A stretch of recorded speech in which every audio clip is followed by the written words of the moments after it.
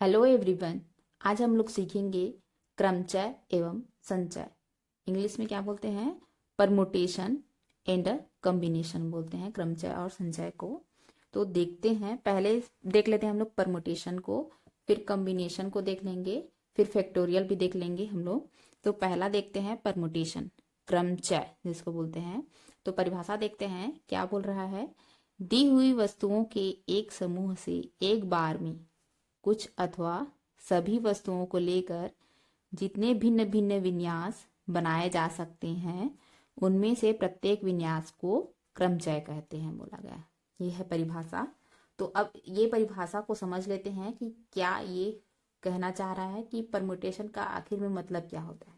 तो एक एग्जांपल लेते हैं, जैसे कि हमारे पास तीन वस्तुएं हैं बोला गया है। एक है ए, दूसरा बी, तीसरा है सी। यदि पहला कंडीशन लगाया है, यदि इनमें से एक बार में केवल दो वस्तुओं को या दो वस्तुओं को लेना हो तो संभव भिन्न भिन्न विन्यास क्या है। जैसे कि तीन वस्तु है, मान लो एक दो तीन, तो एक में क्या लेना है, दो वस्तुओं को लेना है, इसको छोड़ देना है, तो कितना विन्यास बन सकता है बोल रहा है, उसको देखेंगे। तो भिन्न भिन्न विन्यास क्या होगा। पहला ले लेते हैं ए और बी।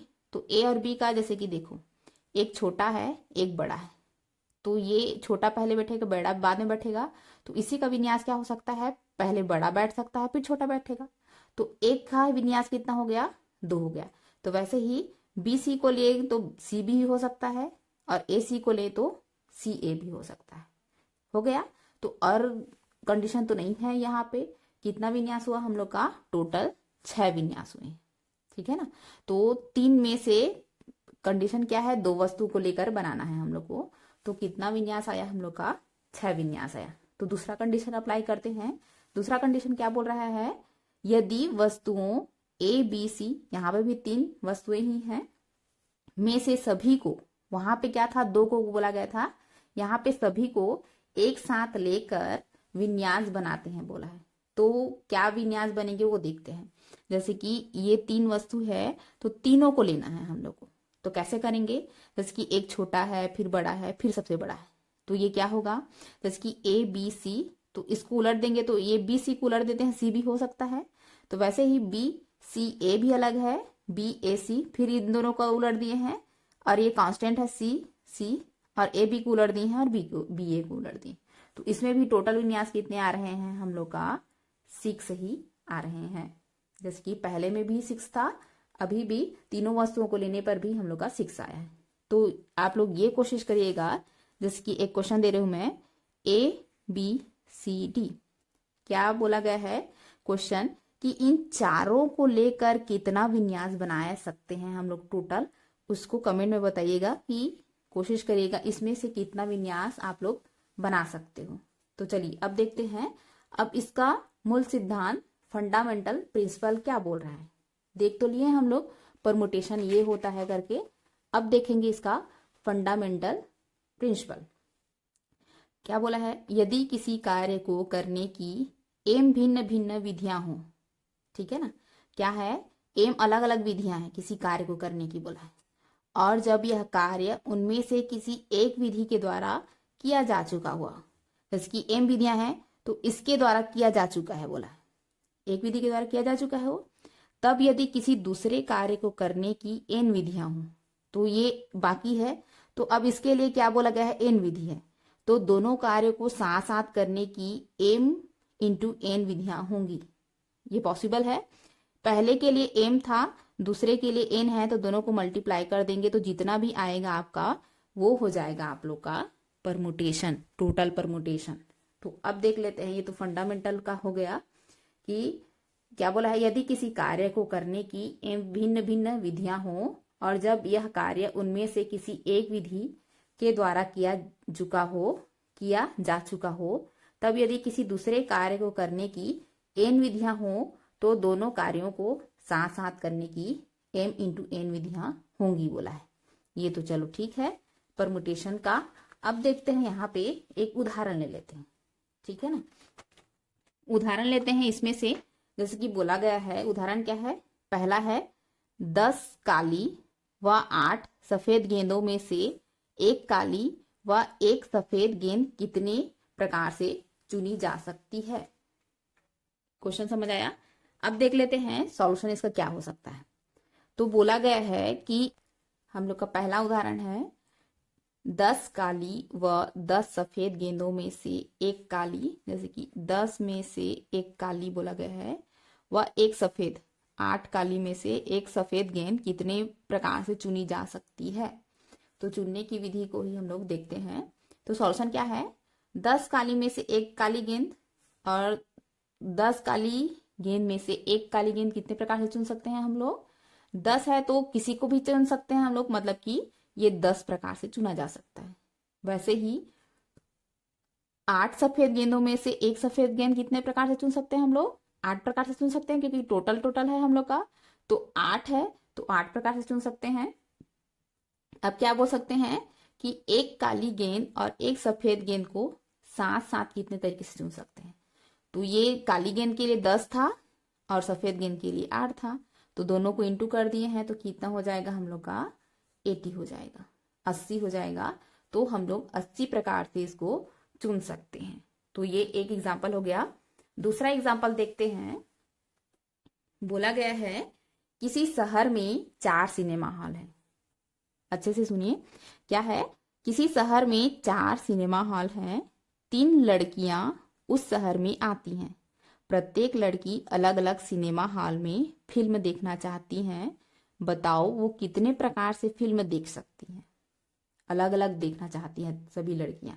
तो क्या कर सकते हैं इसमें, पहली लड़की किसी सिनेमा हॉल को, जैसे कि हम लोग के पास यहाँ पे कर लेते हैं 4 सिनेमा हॉल है, ये हुआ। तो पहली लड़की के लिए कितना पॉसिबिलिटी है यहाँ पे, कितना में देख सकती है वो, चारों के चारों में देख सकती है, लेकिन एक में देखना है हम लोग को। तो पहली लड़की के लिए कितना है हम लोग का, 4 पॉसिबिलिटी है।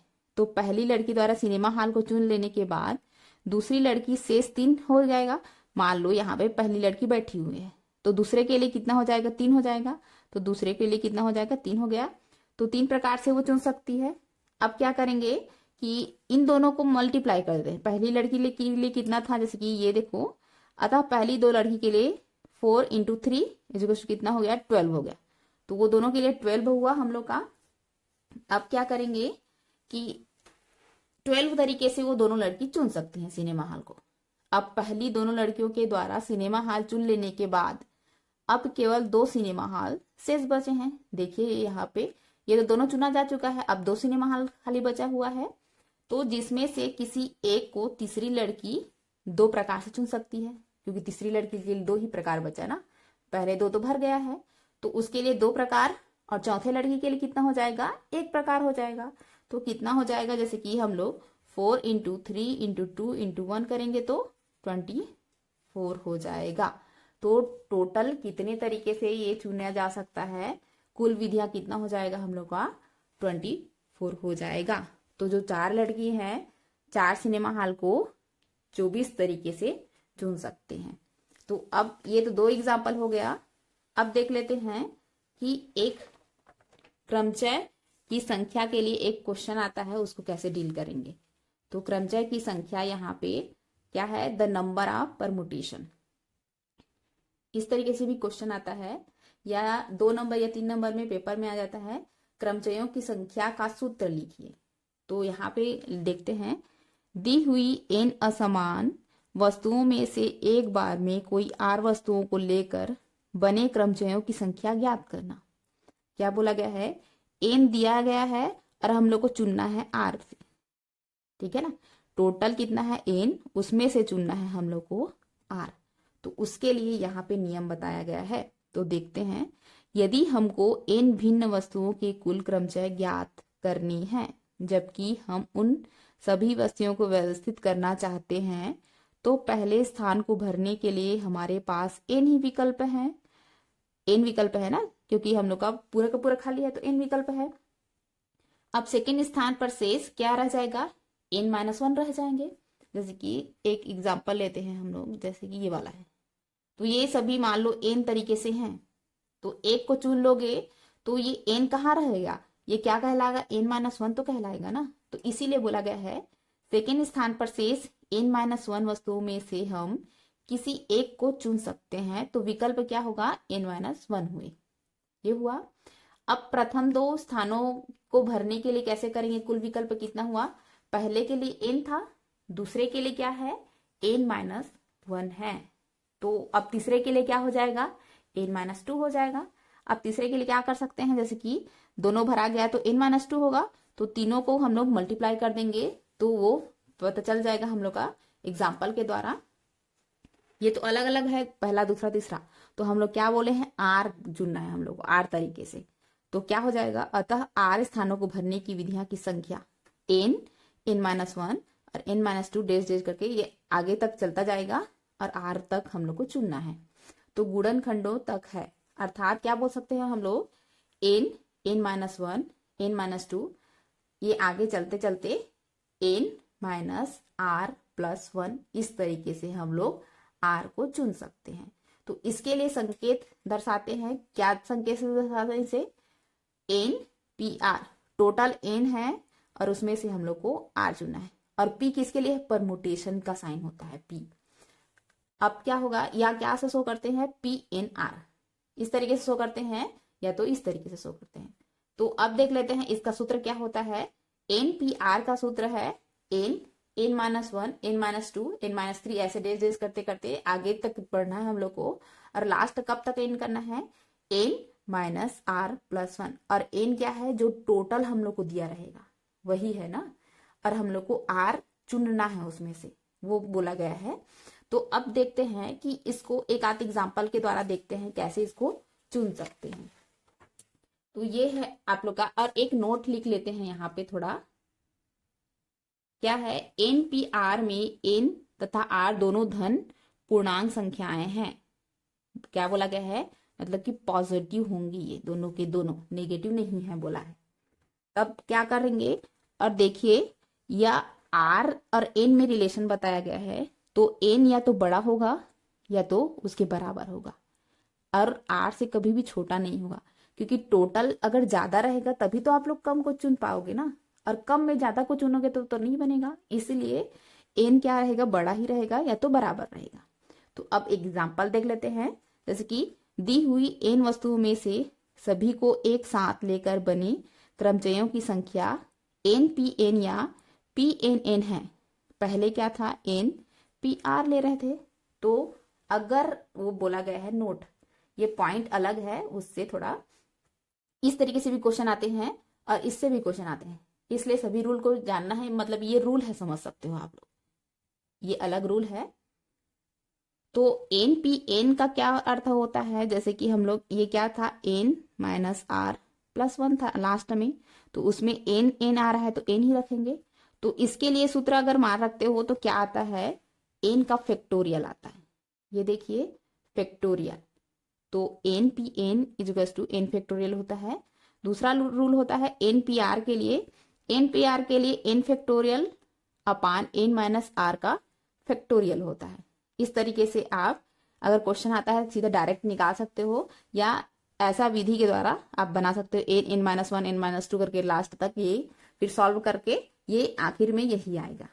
तो ऐसे भी बना सकते हो या अलग तरीके से भी बना सकते हैं हम लोग। एक क्वेश्चन देख लेते हैं, जैसे कि दिया गया है 12p3 का मान ज्ञात कीजिए, ठीक है ना। तो सबसे पहले अब हम लोग थोड़ा सा इसमें से मैं थोड़ा हट रही हूँ, कहाँ पे जा रहे हैं, फैक्टोरियल में जा रहे हैं हम लोग। तो पहले फैक्टोरियल देख लेते हैं, क्योंकि हम लोग का यहाँ पे फैक्टोरियल यूज हो रहा है, तो कैसे उसको डील करते हैं उसको देखेंगे। तो सबसे पहले अब परम्यूटेशन से थोड़ा सा हटके फैक्टोरियल देख लेते हैं, क्रम गुणित। तो क्रम गुणित क्या होता है उसको देखते हैं। क्रम गुणित n का अर्थ होता है प्राकृत संख्या n तथा उसके क्रमानुगत संख्याओं के सतत गुणनफल को संख्या n का क्रम गुणित कहते हैं या फैक्टोरियल कहते हैं। इसे n ऐसे या n फैक्टोरियल से प्रदर्शित कर सकते हैं, दोनों तरीके से प्रदर्शित कर सकते हो आप लोग। तो इसका अर्थ क्या होता है, जैसे कि n का फैक्टोरियल है कहीं पे लिखा हम लोग को, तो उसको कैसे सॉल्व करते हैं। अगर मान लो मैं यहाँ पे कर रही हूँ 4 का फैक्टोरियल, तो ऐसे भी लिख सकती हूँ, या क्या लिख सकते हैं हम लोग, इस तरीके से लिख सकते हैं। तो इसका मतलब क्या होता है कि 4 एक एक कम करते करते, जैसे कि ये देखो n का फैक्टोरियल लिया गया है तो n into n minus one into n minus two, last तक हम लोग को 1 तक जाना रहता है। तो 4 का factorial 4 minus 1 is equal to 3, तो 4 इंटू 3 इंटू 2 इंटू 1 ऐसा लिखेंगे, लास्ट तक 1 तक हम लोग को जाना रहता है। तो इसके लिए कुछ नियम है, उसको भी देख लेते हैं फैक्टोरियल के लिए। कि पहला नियम क्या होता है, भिन्नों के फैक्टोरियल परिभाषित नहीं है। ये हुआ मतलब कि आप पूर्णांक का ही देख सकते हो, भिन्न का फैक्टोरियल नहीं निकाल सकते बोला है। और दूसरा क्या है, शून्य का फैक्टोरियल 1 होता है, क्योंकि हम लोग को लास्ट में 1 तक जाना है ना, तभी इसीलिए 1 लिखा गया है, मतलब कि 0 का फैक्टोरियल 1 होता है। तीसरा है आप लोग का, ऋणात्मक संख्याओं के क्रम गुणित का मान अनंत होता है। जो भी ऋणात्मक संख्या रहेंगे, जैसे कि -4 का फैक्टोरियल, तो उसका क्या होता है, अनंत होगा, इन्फिनिटी होगा। अब देखो, ये तो 4 नियम हो गए। अब फैक्टोरियल का उपयोग क्रमचय संचय, इसका उपयोग बताया गया है। तो अभी हम लोग क्रमचय ही पढ़ रहे हैं, तो इसका उपयोग क्रमचय में भी होता है, संचय में भी होता है, एवं प्रायिकता पढ़ेंगे उसमें भी होता है। तो देखते हैं, जैसे कि हम लोग अभी ये वाला देख रहे हैं, क्रमचय का यही वाला आया है ना, तभी ये फैक्टोरियल आ गए हैं हम लोग। तो देखेंगे कि इसको कैसे डील करेंगे। ये हो गया हम लोग का। तो इसको कैसे निकालना है, जैसे कि एक एग्जाम्पल दिया है यहीं पे, क्या दिया है, n factorial upon n minus 3 का फैक्टोरियल करते हैं, n into n minus 1 into n minus 2 into n minus 3 upon n minus 3। ये फैक्टोरियल अभी भी लगा हुआ है, मतलब कि अनंत तक जाएगा ये, अभी अनंत तक नहीं बोलते, 1 तक बोलेंगे। अनंत तो नेगेटिव का रहता है, तो ये क्या हो जाएगा हम लोग का, ये वाला कट जाएगा यहाँ पे पूरा, इधर भी जो रहेगा वो, तो इसको काट दिए हैं, और क्या बचा, एन माइनस 1 एन माइनस 2 बचा, इतना ही बचा। अब इसको फिर कॉमन ले लिए हैं एन का, तो क्या आ जाएगा, सॉरी कॉमन नहीं लिए हैं, ये दोनों का मल्टीप्लाई कर दिए, तो n square minus 3n plus 2 आ जाएगा। फिर इसको क्या किए हैं, इसके साथ कर दिए हैं मल्टीप्लाई, तो इसके साथ करेंगे तो n cube minus 3n square plus 2n आ जाएगा। तो ऐसे ही हम लोग को फैक्टोरियल को डील करना है। और संचय में ये वाला परिभाषा पढ़ेंगे, और क्रमचय में अभी हम लोग ये वाला परिभाषा पढ़ रहे हैं या एग्जाम्पल पढ़ रहे हैं। तो परिभाषा के द्वारा तो एग्जाम्पल देखेंगे ना हम लोग। तो अब देखते हैं, जो पहले छोड़े हैं उसको अब आ जाते हैं, फैक्टोरियल का मान ये वाला, यही वाला था। तो क्या था, 12p3 का मान ज्ञात कीजिए। तो देख लिए हैं हम लोग फैक्टोरियल।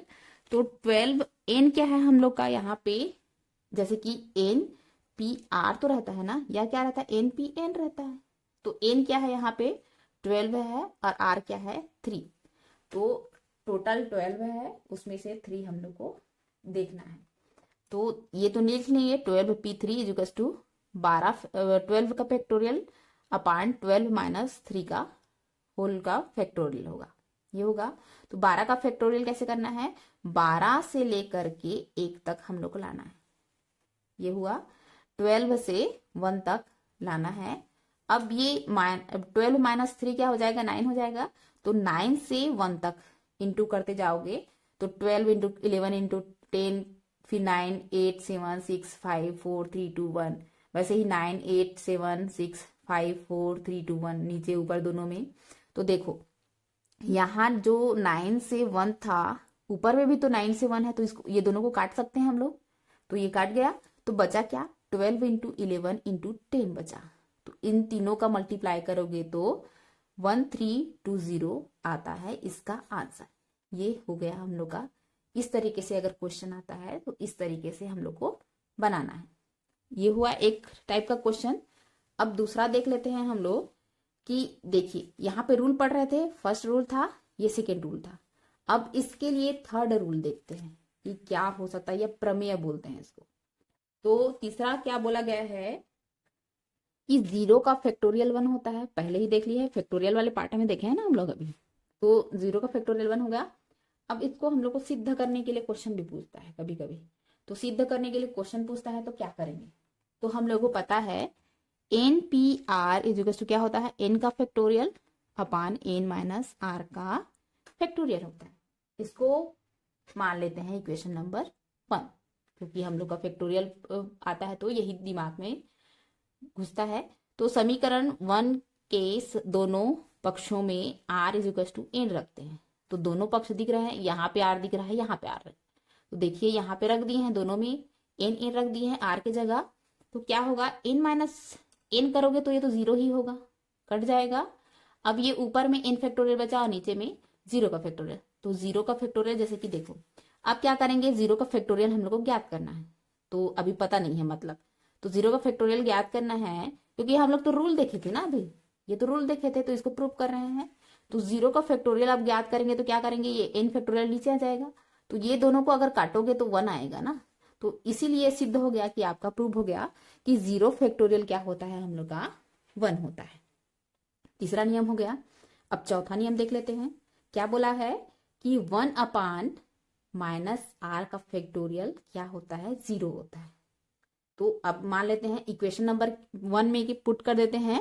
इक्वेशन नंबर 1 क्या था, N P R is equal to N का factorial upon N minus are का फैक्टोरियल, यही था ना। तो इसको इक्वेशन नंबर 1 में एन क्या मान कर रख देते हैं, दोनों पक्षों में एन इज इक्वल टू 0 रख देते हैं।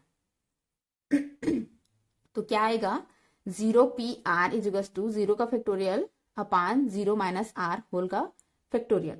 तो इस तरीके से अगर देखेंगे तो ये क्या होगा, 0 0 माइनस 1 0 माइनस 2 से होते होते 0 माइनस आर प्लस 1।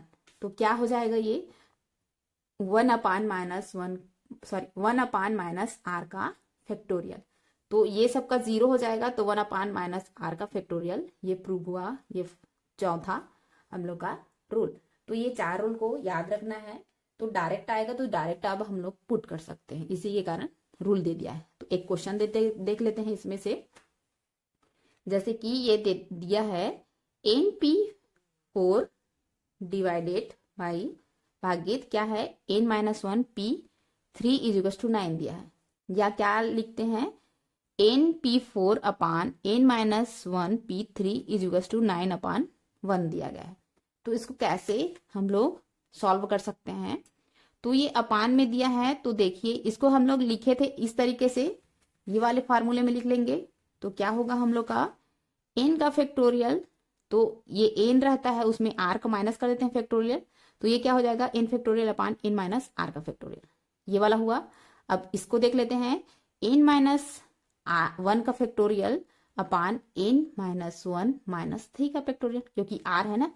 ये किस फार्मूला में लिखे हैं, n factorial upon n minus are का फैक्टोरियल, और n p r इस तरीके से। तो n जहां पे भी रहता है इसको यहाँ पे, और ये रहेगा उसको इसके टोटल में घटाकर लिख देते हैं। ये फैक्टोरियल है हम लोग का। तो इज इक्वल टू क्या दिया गया है, n 9 अपान 1 दिया है। तो इसको और सॉल्व करेंगे तो क्या होगा, n माइनस 1 का पूरे का फैक्टोरियल अपान क्या हो जाएगा, n माइनस 1 पूरे का फैक्टोरियल इज इक्वल टू 9/1 हो जाएगा। तो ये तो पूरा कट जाएगा हम लोग का, ये देखिए ये कट गया। तो n इज इक्वल टू क्या आ गया हम लोग का, 9 आ गया। तो इस तरीके से क्वेश्चन देगा, तो इसको सॉल्व करना है। अब ये तो हम लोग का हो गया। अब इसी से रिलेटेड एक क्वेश्चन देख लेते हैं। जैसे कि दिया हुआ है प्रोडक्ट शब्द के अक्षरों से 3 अक्षर वाले कितने विभिन्न शब्द बनाए जा सकते हैं, दिया गया है। तो प्रोडक्ट में कुल कितने अक्षर हैं देखते हैं, 1 2 3 4 5 6 7। तो कुल 7 अक्षर है बोला है, जिनमें से कोई 3 अक्षर लेकर विभिन्न शब्द बनाए जा सकते हैं, क्वेश्चन में बोला गया है। तो अब देखते हैं n इजिकल्स टू कितना है, टोटल हम लोग का 7 है, और r इजिकल्स टू 3 है। तो इसके लिए अभिष्ट संख्या क्या हो जाता है हम लोग का, 7p3 इजिकल्स टू हम लोग देखे हैं 7 फैक्टोरियल अपान 7 माइनस 3 का पूरे का फैक्टोरियल। तो वही है 7 से 1 तक, और 7 माइनस 3 करेंगे तो कितना होगा 4। तो 4 से 1 तक फैक्टोरियल का रखेंगे हम लोग इंटू करके। तो देखिए ये 4 जैसे नीचे है ऊपर भी तो वही है, तो दोनों कटेगा। तो कितना बचा 7 इंटू 6 इंटू 5। तो इन तीनों को मल्टीप्लाई करोगे तो कितना आएगा 210। ये हुआ हम लोग का आंसर। तो इस तरीके से क्वेश्चन पूछेगा। ये तो एक प्रकार का हम लोग का परमुटेशन हो गया। अब बोला गया है प्रतिबंधित क्रमचय, या क्या बोलते हैं इसको, रेस्ट्रिक्टेड परमुटेशन। प्रतिबंध लगाएगा तो कैसे क्वेश्चन या किस तरीके से आप लोग लिख सकते हो। और इसको इस तरीके से भी क्वेश्चन देता है, प्रतिबंधित क्रमचय को समझाइए या टिप्पणी लिखिए करके। तो थ्योरी भी देना है आप लोग को और एक एग्जाम्पल के रूप में क्वेश्चन भी दे देना। तो देखते हैं प्रतिबंधित क्रमचय किसको बोलते हैं। कभी कभी क्रमचयों की संख्या किसी विशेष प्रतिबंध को संतुष्ट करते हुए ज्ञात करनी होती है। उदाहरण जैसे कि दिया गया है, किसी विशेष वस्तु को किन्हीं विशेष स्थान पर रखकर क्रमचय ज्ञात करने होते हैं। ऐसी स्थिति में हुए प्रतिबंध को ध्यान में रखकर शेष रिक्त स्थानों को शेष वस्तुओं से भरने के क्रमचयों की संख्या ज्ञात करनी पड़ती है। इस प्रकार से प्राप्त क्रमचयों को प्रतिबंधित क्रमचय कहते हैं। ये प्रतिबंधित क्रमचय है रेस्ट्रिक्टेड परमुटेशन के लिए। जैसे कि माना दिया गया है कि n असमान वस्तुओं में से r वस्तुओं को एक साथ लेने पर बने क्रमचयों की संख्या ज्ञात करना। जबकि दो आपका दिया गया है, क्या दिया गया है, रेस्ट्रिक्ट दिया गया है, प्रतिबंधित किया है। पहला में क्या बोला गया है, कोई विशेष वस्तु प्रत्येक बार ली जाए। कोई भी विशेष वस्तु रहेगा उसको हर बार लेना है, जितना भी हम लोग ले रहे हैं उसको हर बार लेना है। दूसरा में क्या बोला गया है, कोई विशेष वस्तु कभी ना ली जाए। पहले में हर बार लेना था, दूसरे में कभी ना ली जाए बोला गया है। तो ये प्रतिबंधित का एग्जाम्पल हुआ। तो अब इस दोनों को किस तरीके से एग्जाम्पल आएगा और किस तरीके से इसको डील करना है उसको देखते हैं। आप पहला ले लेते हैं हम लोग, कोई विशेष वस्तु, ये देखिए, कोई विशेष वस्तु प्रत्येक बार ले जाए। ये है a special item should be taken each time. तो देखते हैं कैसे करेंगे, इसके लिए सूत्र देखेंगे और कैसे लिखेंगे। तो माना कि n असमान वस्तुएं a1, a2, a3 से an तक है। हमें उन क्रमचयों की संख्या ज्ञात करनी है जिनमें वस्तु a1 प्रत्येक बार लिया जाए। बोला गया है कोई एक वस्तु को प्रत्येक बार लेना है, तो यहाँ पे लिया गया है a1 को प्रत्येक बार। फिर क्या बोला गया है, माना कि वस्तु a1 प्रथम स्थान पर ली जाती है, प्रथम स्थान पर ली जाती है। अब शेष वस्तुएं n-1 है तथा उनमें से r-1 वस्तुएं चुनी जानी है। वही है, n था तो n-1, तो r है तो r-1। तो जो n-1 p r-1 प्रकार से चुनी जा सकती है, किंतु वस्तु a1 को r स्थानों पर लिया जा सकता है। अतः क्रमचयों की संख्या जिसमें वस्तु a1 सदैव आती है, तो उसके लिए सूत्र क्या हो जाएगा, r to the power n-1 into p r-1। ये उसके लिए सूत्र होगा। कब, जब एक वस्तु या a1 को हम लोग सदैव लिए हैं तब। ये हो गया। अब दूसरा देखते हैं कि कोई वस्तु कभी ना ली जाए। पहला तो सभी बार लेना था, हर बार, तो ये फार्मूला था। अब उसको कभी ना ली जाए बोला गया, no special thing should ever be taken. तो अब देखते हैं इसके लिए क्या कंडीशन दे रहा है वो।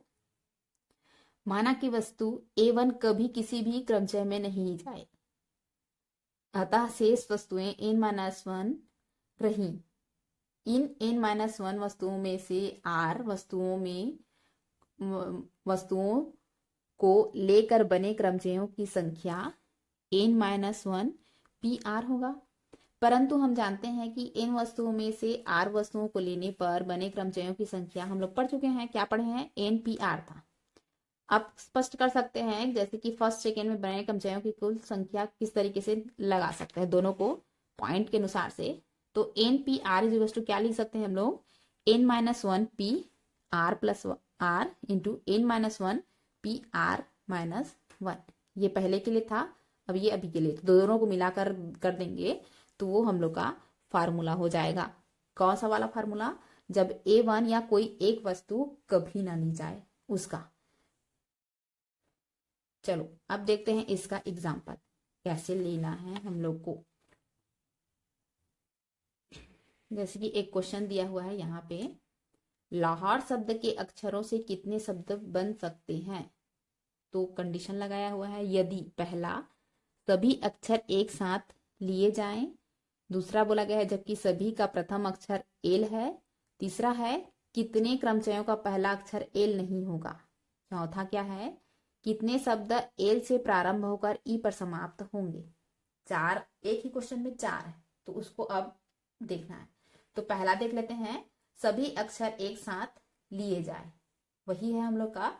तो देखते हैं, शब्द लाहौर में टोटल कितना है, 1 2 3 4 5 6, टोटल 6 संख्या है। सभी अक्षरों को एक साथ लेकर बने विभिन्न क्रमचयों की संख्या 6p6, क्योंकि सभी को लेना है ना हम लोग को, तो 6p6 लेंगे। तो 6 से हम लोग का 1 तक जाना है, तो इसका मल्टीप्लाई करोगे तो 720 आएगा। ये तो पहले के लिए हो गया। अब ये तीसरे के लिए है और ये दूसरे के लिए है। तो तीसरा क्या बोला था, कितने क्रमचयों का पहला अक्षर एल नहीं होगा। तो क्या करेंगे, पहले दूसरे का देख लेते हैं फिर तीसरे का देखेंगे। तो दूसरे का क्या बोला गया है, जबकि सभी का प्रथम अक्षर एल है। तो दूसरे का निकालेंगे लिए प्रथम अक्षर एल है, तो कैसे करेंगे, चूंकि एल सभी का प्रथम अक्षर है, अतएव एल को प्रथम स्थान पर रहना है। प्रथम अक्षर है तो प्रथम स्थान पर ही रहेगा ना। ऐसी अवस्था में शेष अक्षरों की संख्या 5 हो गई। 6 था तो एल प्रथम ही है, तो बाकी का 5 ही होगा। तो अभिष्ट संख्या क्या करेंगे, 5p5 करेंगे। तो 5 4 3 2 1 को मल्टीप्लाई करोगे तो 120 आएगा। ये हो गया दूसरा। अब तीसरे के लिए क्या करेंगे, कितने क्रमचयों का पहला अक्षर एल नहीं होगा। पहले था एल पूरा अक्षर मेरा, अब एल नहीं होगा बोला है। तो क्या कर देंगे, जो पहले आया था हम लोग का टोटल वाला, उसमें से हम लोग को एल प्रथम स्थान में है उसको माइनस कर देंगे। तो टोटल कितना आया था हम लोग का 720 आया था, और जहां पे एल प्रथम स्थान में था वो 120 था, तो दोनों को घटा देंगे तो 600 हो जाएगा। तो यही इसका आंसर होता है। चौथा देख लेते हैं, इसमें चौथा क्वेश्चन क्या बोला गया है, कितने शब्द एल से प्रारंभ होकर ई पर समाप्त होंगे। तो चलिए देखते हैं इसके लिए क्या है। यदि एल प्रथम अक्षर हो तथा ई अंत का अक्षर हो तो केवल 4 अक्षर शेष बचते हैं, क्योंकि हम लोग का एल पहले हो गया और ई हो गया, तो बीच में कितना बचा, 4 ही तो बचा ना, जो विन्यासित करना है बोला गया। तो विन्यासित कैसे करेंगे, 4p4 करेंगे। तो इसको सॉल्व करेंगे तो 24 आएगा। तो इस तरीके से क्वेश्चन को हम लोग डील करना है। अब देख लेते हैं, ये तो हम लोग का रेस्ट्रिक्टेड प्रतिबंधित वाला था। अब यहाँ पे देखना है उन वस्तुओं का क्रमचय जो सभी भिन्न ना हो। ये अलग टाइप का क्वेश्चन आ गया, क्वेश्चन तो नहीं बोल सकते, कंसेप्ट आ गया। तो उन वस्तुओं का क्रमचय जो सभी भिन्न न हो, ये देखते हैं। अब माना कि n वस्तुएं n अक्षरों से प्रदर्शित की जाती है, n वस्तुएं n अक्षरों से प्रदर्शित की जाती है। इनमें से p वस्तुएं एक ही प्रकार, जैसे कि a है तो सभी a रहेंगे। दूसरी वस्तु q प्रकार की जो है, एक p प्रकार की a वाले हैं, q वस्तुएं हैं वो b वाले हैं, r वस्तुएं हैं वो c वाले हैं, तो तीसरे प्रकार की हैं। तथा शेष वस्तुएं क्या है, d e f इत्यादि हो सकते हैं जो भिन्न भिन्न है बोला है। तो इसके लिए क्या होगा फार्मूला, माना कि क्रमचयों की अभिष्ट संख्या x है, तो मान लेते हैं x है। तो इसके लिए ऐसे वाले फार्मूले के लिए क्या करेंगे, सॉरी ऐसे वाले कॉन्सेप्ट के लिए क्या करेंगे, ये वाला फार्मूला लगाएंगे। क्या लगाएंगे, n का factorial, p factorial, q factorial और r फैक्टोरियल। क्योंकि हम लोग का p क्या था, a था, q क्या था, b था, और r क्या था, c ही था। तो उसके लिए ये वाला हम लोग का फार्मूला अप्लाई करेंगे। तो एक नोट दिया गया है, नोट कर लीजिए इसको। n वस्तुओं जिनमें से m वस्तुएं एक प्रकार की हैं तथा n माइनस m वस्तुएं दूसरे प्रकार की हैं, ये क्रमचयों की संख्या। तो उसके लिए ये वाला फार्मूला है, x is equals to n factorial upon m factorial n minus 1 whole का फैक्टोरियल। ये ऐसा सुनेंगे। तो इससे एक क्वेश्चन ले लेते हैं अब हम लोग, क्योंकि क्वेश्चन नहीं करेंगे तो थोड़ा सा प्रॉब्लम हो जाएगा। तो क्या बोला गया है, 4 भिन्न भिन्न रंगों के झंडे से कितने संकेत दिए जा सकते हैं। चलो देखते हैं, 4 झंडा दिखाकर संकेत कितना दिया जा सकता है उसको देखते हैं। तो पहला क्या है, 4 झंडों में से एक झंडे से संकेत देने के तरीके कितना हो जाएगा, टोटल 4 है तो 1 हो जाएगा, r मतलब कि 1 हो जाएगा। और 4 झंडों में से 2 झंडे से संकेत देने के तरीके कितना हो जाएगा, 4p2 हो जाएगा। 4 झंडों में से 3 संकेत देने के तरीके कितना हो जाएगा, 4p3 हो जाएगा। 4 झंडों में से 4 संकेत कितने तरीके से दे सकते हो, 4p4 हो जाएगा। तो सभी को कुल तरीके देखने के लिए क्या करेंगे, सभी को हम लोग जोड़ देंगे। तो क्या हो गया 4p1 plus 4p2 plus 4p3 plus 4p4। तो इसको सॉल्व करेंगे तो 64 आएगा। इसको सॉल्व करके देखिएगा, ये इस तरीके से क्वेश्चन आएगा। अब देखते हैं नया वाला तरीका। ये तो लाहौर वाला भी हो गया हम लोग का।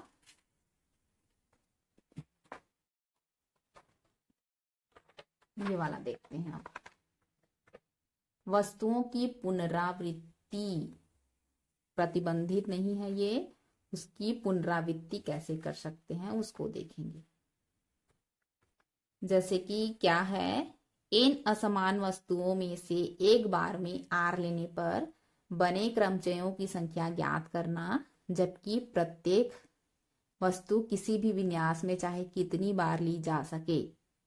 वही है, तो उन क्रमचयों की संख्या क्या हो जाएगी, जो जितना बार रहेगा उसको उसके पावर में जितना लेना है हम लोग को, आर को उसके पावर में कर देना। देखते हैं क्वेश्चन इससे। अंकों 1 1 2 3 4 5 से 3 अंकों की कितनी संख्याएं बन सकती हैं यदि किसी भी अंक को चाहे कितनी ही बार प्रयुक्त किया जा सकता है। कितनी बार प्रयुक्त किया जा सकता है बोला है ना, पुनरावृत्ति वाला है। तो देखेंगे 3 अंकों वाली संख्या का पहला स्थान दिए गए 5 अंकों में से भी भरा जा सकता है, वो तो सही है। इसी प्रकार दूसरे तथा तीसरे स्थान भी 5 प्रकार से भी भरे जा सकते हैं ना।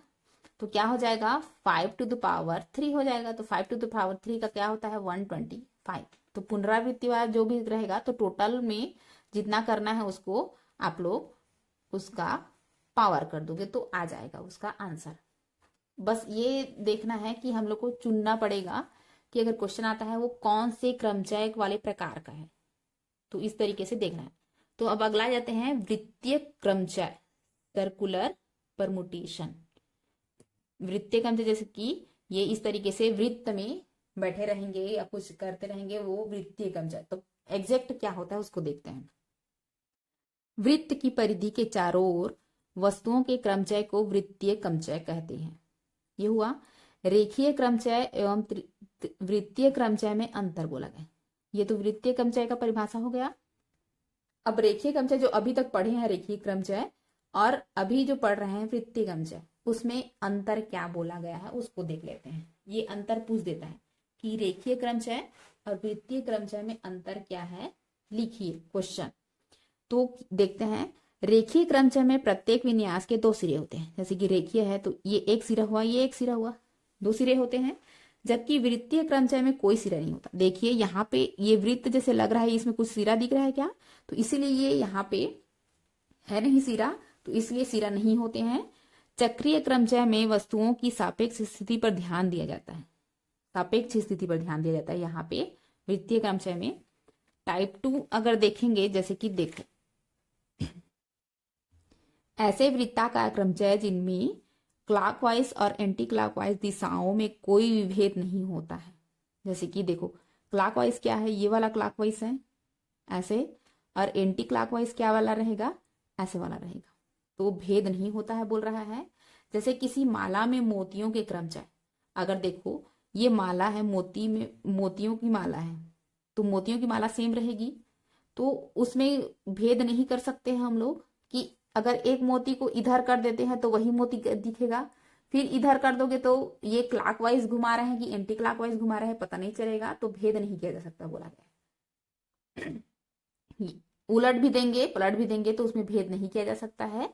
उसी का अगर हम लोग दूसरा तरीके से देखते हैं, जैसे कि क्या बोला है, देखो दूसरा, ऐसे वृत्ताकार क्रमचय जिनमें दक्षिणावर्त और वामावर्त मतलब कि क्लॉकवाइज और एंटी क्लॉकवाइज क्रम में भेद होता है। उसमें पहले क्या था, भेद नहीं था, इसमें भेद होता है। जैसे कि हम लोग क्या कर लें, हम ही लोग एक गोल मेज के चारों ओर पुरुषों के क्रमचय, ठीक है, हम ही लोग बैठ जाते हैं, मान लो पुरुष का क्रमचय है, मतलब कि पुरुष नहीं लेकर कोई भी बैठ सकता है, तो एग्जाम्पल के लिए पुरुष का क्रमचय दे दिया गया है। जैसे कि हम लोग एक मेज में बैठ जाते हैं अलग अलग सभी जने, तो क्या होगा, हम लोग अलग अलग दिखेंगे ना कि कौन कहाँ पे बैठा है, कौन कहाँ पे बैठा है। अगर आप यहाँ पे बैठे हो तो आपको इधर घुमा दिया जाता है तो आप तुरंत पहचान जाओगे, दूसरा भी पहचान जाएगा, ये तो यहाँ पे बैठा था यहाँ पे चला गया, मतलब कि ये क्लॉकवाइज हो गया, क्लॉकवाइज में घूम रहा है। और ये अगर आप यहाँ पे हो और आपको यहाँ पर उठाकर यहाँ पे बिठाया गया है, तो दूसरा दिन देखेंगे तो क्या बोलेंगे, पहले यहाँ था फिर यहाँ बैठ गया, तो ये एंटी क्लॉकवाइज है, मतलब कि विभेद कर सकते हैं ना। और मोतियों की माला को तो जैसे भी हो वैसे रख सकते हो, तो वही है।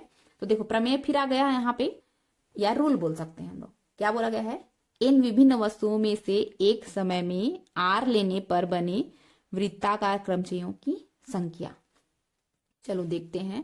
पहला क्या है, n P r upon r होती है, जबकि क्लॉकवाइज और एंटी क्लॉकवाइज में भेद होता है। जब भेद होगा, डिफ्रेंशिएट कर सकते हो, डिफरेंस कर सकते हो, तो उसमें n P r by r ये वाला फार्मूला अप्लाई करिएगा।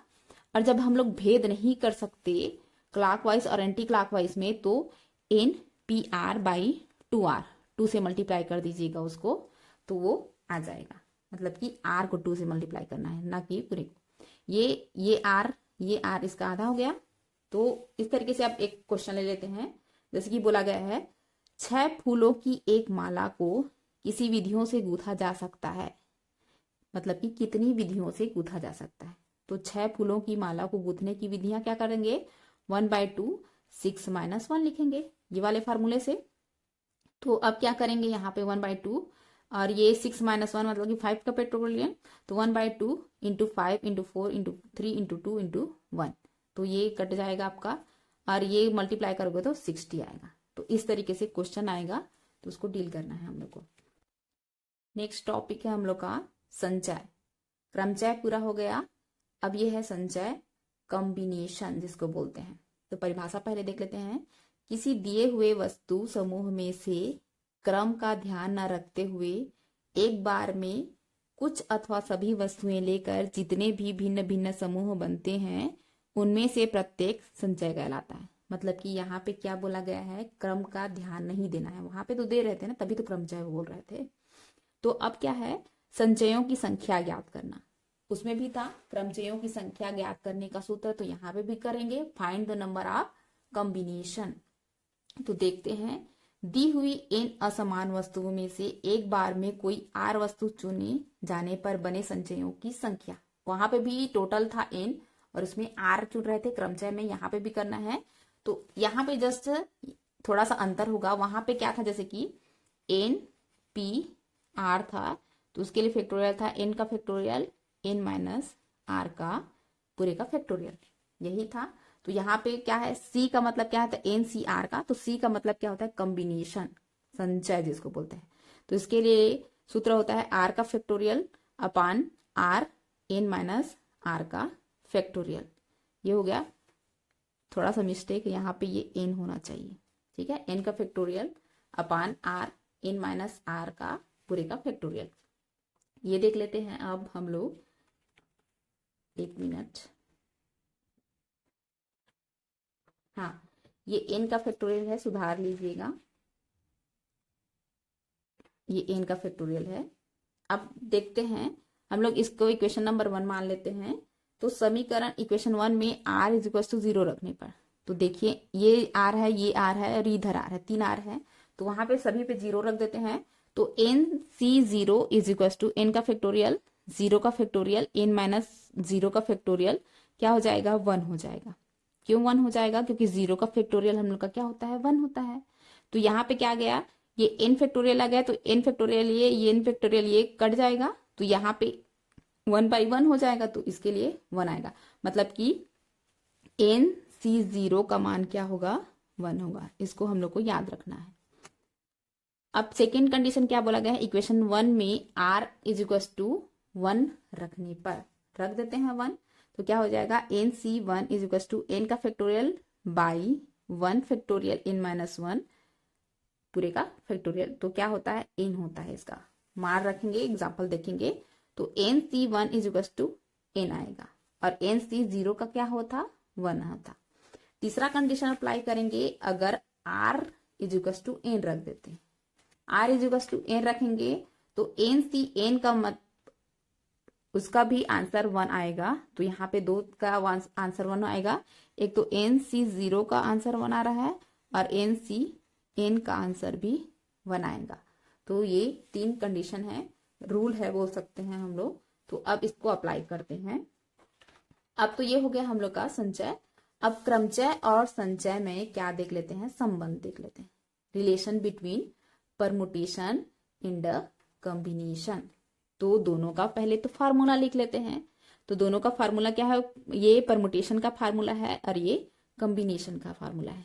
तो n P R is equal to n factorial by n minus r पूरे का फैक्टोरियल, और कॉम्बिनेशन का क्या है, n c r is equal to N का फैक्टोरियल आर का फैक्टोर बाई आर का factorial N minus r whole का फैक्टोरियल, ये है। तो दोनों में देखेंगे तो क्या एक्स्ट्रा है हम लोग का, ये वाला देखिए आर एक्स्ट्रा है इसमें, और इसमें देखेंगे तो आर एक्स्ट्रा है। तो क्या लिख सकते हैं हम लोग, n P R is equal to r factorial n c r. तो ये संबंध पूछता है तो ये लिखना पड़ेगा, और थोड़ा वर्ड में या सीधा ऐसे ही डायरेक्ट बता दोगे तो बन जाएगा। तो ऐसा लिखेंगे। तो ये तो संबंध हो गया। अब क्रमचय का प्रकार देख लेते हैं, कैसे कैसे किस तरीके से प्रकार से ये पूछ सकता है। तो पहला है हम लोग का पूरक संचय, या क्या बोलते हैं, कॉम्प्लीमेंट्री कॉम्बिनेशन। दी हुई एन वस्तुओं में से एक बार में आर वस्तुएं लेने पर प्राप्त संचयों की संख्या उन एन वस्तुओं में से एक बार में एन माइनस आर वस्तुओं को लेने पर प्राप्त संचयों की संख्या के बराबर होता गया। एन वस्तु पहले लेना है, फिर एन माइनस आर वस्तु को लेना है, तो प्राप्त संचय की संख्या, फार्मूला दिया है n c r is equal to n c n minus r. पहले आर था, उसमें एन माइनस आर को चुनना पड़ेगा, हम लोग को वस्तु लेना पड़ेगा, चुनना तो नहीं बोल सकते। अब क्या करेंगे हम लोग, जैसे कि इसका फार्मूला रख देते हैं, n c r is equal to n factorial r factorial N minus r whole का फैक्टोरियल, ये हुआ। तो इसको इक्वेशन नंबर 1 मान लेते हैं हम लोग। तो इसमें आर के स्थान पर क्या रख देंगे, एन माइनस आर रख देते हैं। तो क्या हो जाएगा, N c n minus r, n का फैक्टोरियल एन माइनस आर का होल का फैक्टोरियल आर फैक्टोरियल, तो एन सी आर हो जाएगा। वही होता है कि अगर आप बोलो एन सी आर बोलो या n c n minus r बोलो, दोनों का सेम फार्मूला हो जाता है, तो इसीलिए दिया गया है। ये तो पूरक संचय हो गया। अब प्रतिबंधित संचय, रेस्ट्रिक्टेड कॉम्बिनेशन देखना है हम लोग को। उसमें भी था ना रेस्ट्रिक्टेड परमुटेशन, तो यहाँ पे भी रेस्ट्रिक्ट प्रतिबंध करना है, मतलब कि उसको बंधित बनाना है। तो एन वस्तुओं में से आर वस्तुओं के संचय जिसमें पी वस्तुएं हैं, ये देखते हैं। पहला क्या है, सदैव सम्मिलित हो। तो सदैव सम्मिलित हो तो n minus p c r minus p होंगे। और दूसरा क्या है, कभी सम्मिलित ना हो, उसमें भी था ना। तो इसके लिए कभी सम्मिलित ना हो, उसके लिए फार्मूला क्या है, n minus p c r होगा। तो ये दोनों प्रतिबंधित क्रमचय का क्या है, फार्मूला हो सकता है। अब इसके बाद आता है आपका फैक्टोरियल।